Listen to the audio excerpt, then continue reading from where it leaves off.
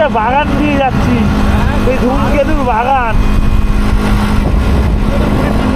ধূমকেতুর বাগান দিয়ে যাচ্ছি।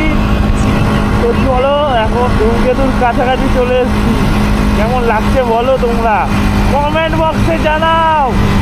এখন বাজে হচ্ছে তিনটে বাজে, 3টের সময় ভিডিও বানাতে এসেছি।